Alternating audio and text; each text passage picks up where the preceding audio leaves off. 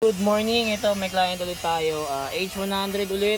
Ito, nakita daw kasi ni Bossing, lagi daw kasi sa atin sa atin si Bossing nanonood. Naka-follow siya sa atin. So ito, nakita niyo yung mga post natin na ito, yung kinabit natin yung JBL Stage 2. So ito yun, umorder din siya dun sa link na binigay ko sa kanya para legit daw. So ito, ayan, buksan natin siya. Ayan siya mga Bossing. Ayan.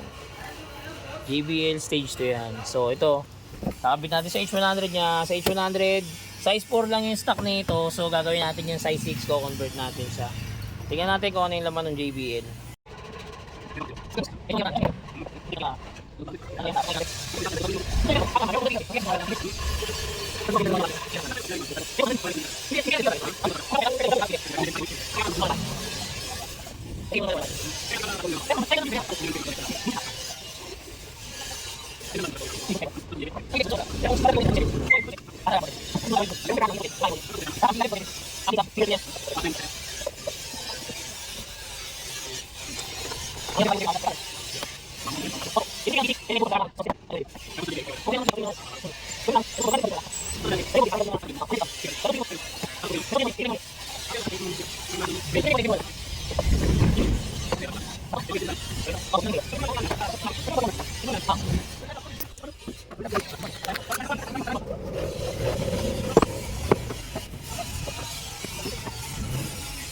Figure ng H100 yan.